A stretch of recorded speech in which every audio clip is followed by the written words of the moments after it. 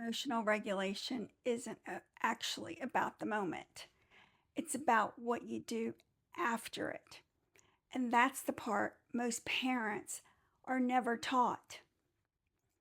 Most conversations about emotional regulation focus on how to stay calm, how to respond instead of react, how to say things the right way. And those things matter, but they're not where most of the work is. At least not in my experience. The harder part, the part that has made the biggest difference for me, is what happens after. After the conversation, after the reaction, after the moment that didn't go the way I wanted. Because that's where things used to spiral for me. Not always outwardly, but inwardly. I would replay it, analyze it, question everything. What I said, what I didn't say, what I should have done differently. And it felt productive, like I was learning, like I was trying to do better. But really, I was just staying in it, keeping the moment alive long after it had already passed. And I had one of those moments just a few days ago. My son had been home for about a week after being gone for 3 months. Things had actually been going pretty well. And then one morning, everything shifted. He woke up already frustrated. There was tension right away over something small. And then it escalated. Tone changed, words got sharper. My husband got involved, and that added another layer. And at some point, I lost it. I said something I didn't feel good about, told him not to come back after he left. And almost immediately after, that internal spiral started.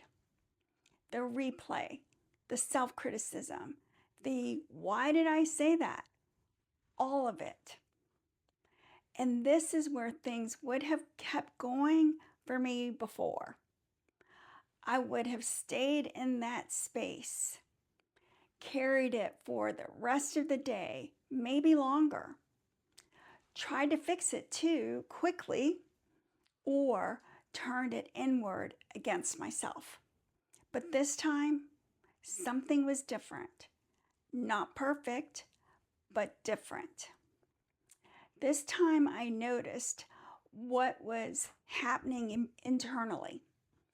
I noticed the pull to keep replaying it, to keep tightening around it. And instead of following that, I paused. Not in a dramatic way, just enough to stop myself from feeding it. And I reminded myself of a few things. I can't control his behavior. I can't manage the dynamic between my son and my husband. And I don't have to solve this right away. And then I did something I wouldn't have done before. I rested. I took a nap because I was exhausted, because I hadn't slept enough, because I was still carrying the week. And that didn't fix everything. Things weren't perfect, and they never are, when I woke up, but they were calmer. And more importantly, I was calmer. And that changed how I showed up next. That's the part no one really talks about. Not the moment, but the aftermath. What you do with it internally. Do you keep it going, or do you allow it to settle? Do you turn against yourself, or do you stay with yourself?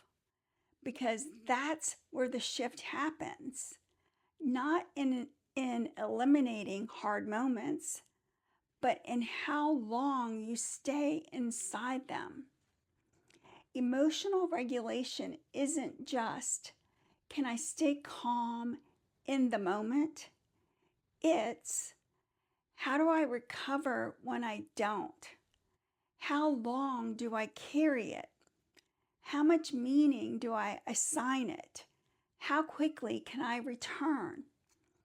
Because when you stay in that internal loop, the replay, the pressure, the self-criticism, you're still in the moment, even if it's hours later, even if something else is happening. And that affects everything that comes after. Your tone, your energy, your next interaction. What's changed for me isn't that I don't have those moments anymore. I do. But I don't stay in the aftermath the same way. I don't build on it. I don't keep feeding it. I let it pass more quickly, and that changes everything that follows. Because over time, it's not the moment itself that shapes your relationship. It's what you do after it.